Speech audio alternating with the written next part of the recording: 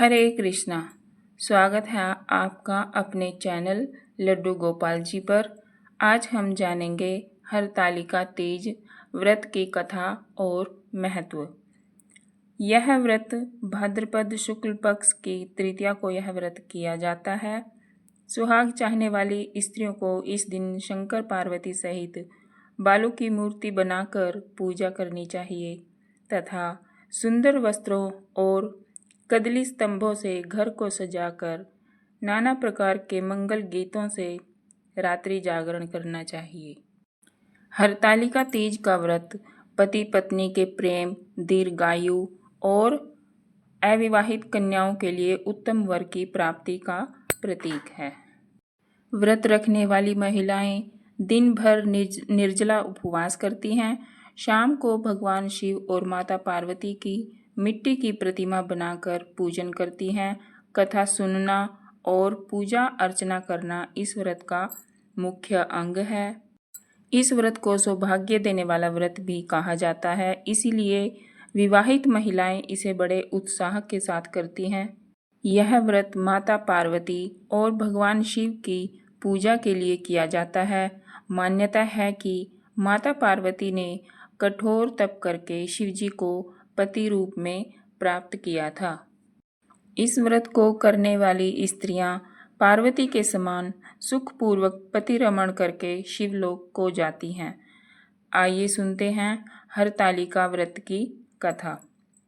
शंकर जी ने पार्वती जी को कहा कि एक बार तुमने हिमालय पर्वत पर जाकर गंगा किनारे मुझको पति रूप में पाने के लिए कठिन तपस्या प्रारंभ की थी। उसी घोर तपस्या के समय नारद जी हिमालय के पास गए तथा कहा कि विष्णु भगवान आपकी कन्या के साथ विवाह करना चाहते हैं। नारद की बनावटी बात को तुम्हारे पिता ने स्वीकार कर लिया और फिर नारद जी विष्णु जी के पास गए और कहा कि आपका विवाह हिमालय ने पार्वती के साथ करने का निश्चय किया है, आप इसकी स्वीकृति दें। नारद जी के जाने के पश्चात पिता हिमालय ने तुम्हें भगवान विष्णु के साथ निश्चित किया गया विवाह संबंध बतलाया। यह बात सुनकर तुम्हें अत्यंत दुख हुआ।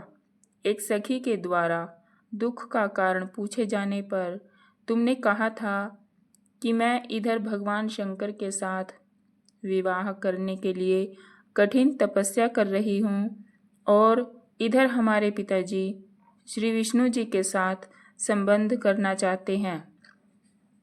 तुम मेरी सहायता करो, अन्यथा मैं प्राण त्याग दूंगी।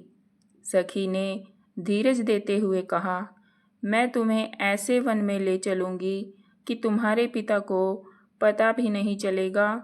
इस प्रकार तुम सखी की सम्मति से घने जंगल में गई। इधर तुम्हारे पिता हिमालय ने घर में इधर उधर खोजने पर जब तुम्हें न पाया तो बहुत चिंतित हुए, क्योंकि नारद जी ने श्री विष्णु जी के साथ विवाह करना मान लिया था। वचन भंग की चिंता से उन्हें मूर्छित कर दिया। तब सभी पर्वत यह तथ्य जानकर तुम्हारी खोज में लग गए। उधर सखी सहित तुम सरिता किनारे की एक गुफा में मेरे नाम पर तपस्या करने लगी। भाद्रपद शुक्ल तृतीया को उपवास रखकर तुमने सिकता का शिवलिंग संस्थापित करके पूजन तथा रात्रि जागरण भी किया। तुम्हारे इस कठिन तप व्रत के कारण मुझे तुरंत तुम्हारे पूजन स्थल पर आना पड़ा। तुम्हारी मांग तथा इच्छा के अनुसार तुमको मुझे अर्धांगिनी रूप में स्वीकार करना पड़ा। तत्पश्चात मैं तुरंत कैलाश पर्वत चला आया।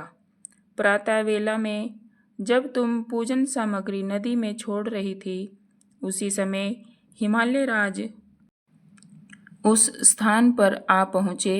वे तुम दोनों को देखकर पूछने लगे, बेटी तुम यहाँ कैसे आ गई?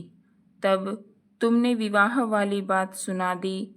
वे तुम्हें घर बुला लाए। तब शास्त्र विधि से तुम्हारा मेरे साथ विवाह हुआ। हरतालिका व्रत का नामकरण सखी द्वारा हरि जाने पर इसका हरत आलिका पड़ गया। शंकर जी ने पार्वती से यह भी बताया कि जो स्त्री इस व्रत को परम श्रद्धा से करेगी उसे तुम्हारे समान ही अचल सुहाग मिलेगा। कथा सुनते हुंकारा भरते सभी को माता पार्वती अचल सुहाग प्रदान करें। इसी मंगल कामना के साथ माता पार्वती शंकर भगवान की जय हो। तो यह थी हरितालिका व्रत की कथा। आपको यह कथा कैसी लगी कमेंट बॉक्स में ज़रूर बताइए।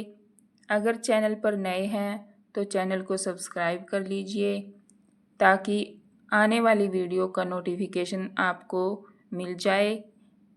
धन्यवाद।